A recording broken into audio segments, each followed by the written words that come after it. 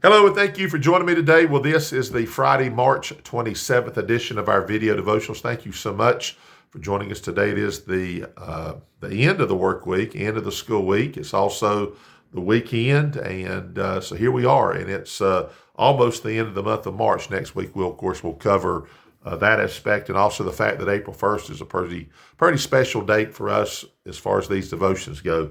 We'll talk about that then. We're going to be in Joshua chapter 7 today. It looks like verses 1, 7, 10 through 12, and then probably a little portion toward the end of the chapter. Otherwise, find out if it is your custom. We appreciate you that watch. We appreciate your comments and acknowledgments, and we appreciate you very much. Let's jump into it. The setting here is the children of Israel have miraculously, in a gigantic way, defeated the city of Jericho. And the story has a lot of details, but basically on that last day when they marched around the city 7 times, the walls fell flat, and they went in, took the city of Jericho.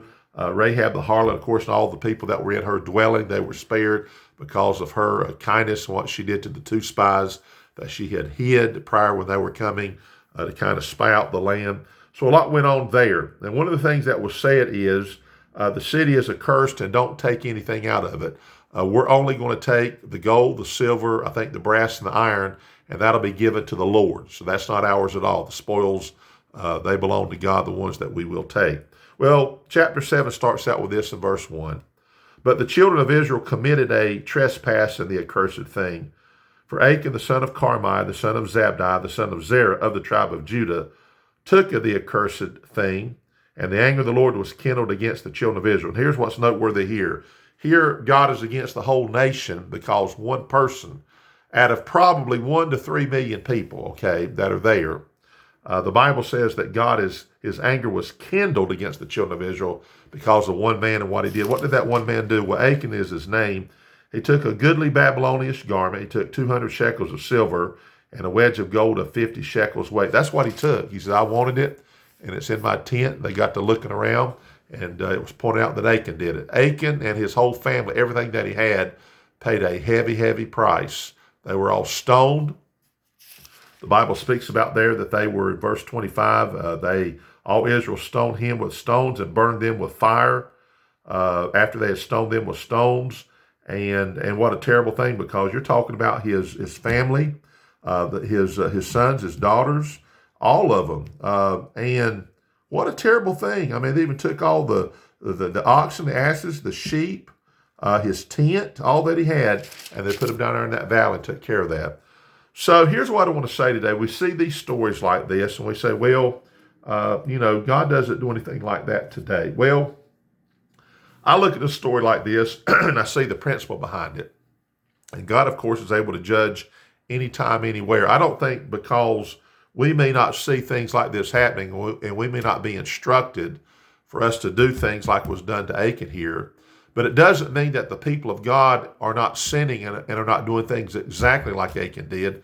As a matter of fact, all the things that were taken from the city of Jericho, the gold, the silver, the brass, and the iron was given to God, okay? So there it is.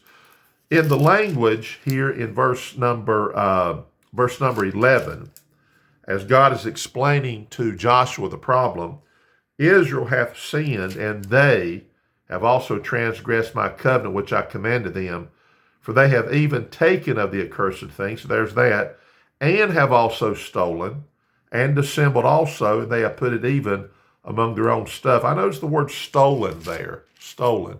You know what the Bible says in Malachi, that when the people of God do not pay their tithes and offerings, God says, you have stolen from me. That's God speaking. So when I look at that and I see this, here's just the practical side of this very quickly. I think we need to make sure as God's people that we do right, obviously. If God says don't do this, then we should not do it. If we're supposed to do it, then let's do it.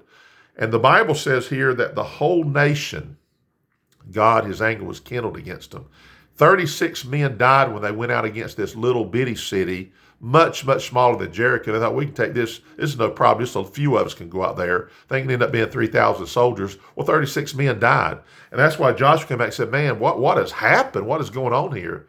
And God says, because one man has done this, and all of you are paying the price. All of you are. So let's just make sure we're doing right, so we're not causing harm and the judgment of God on the family.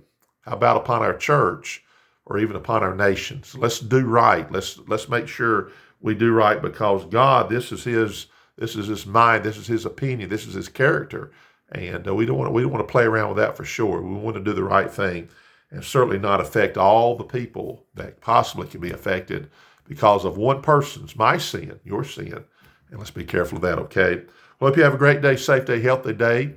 Have a great weekend, great Sunday. Lord willing, we'll be back on Monday, and that'll be the 30th. So we're almost finished with March. And have a great day.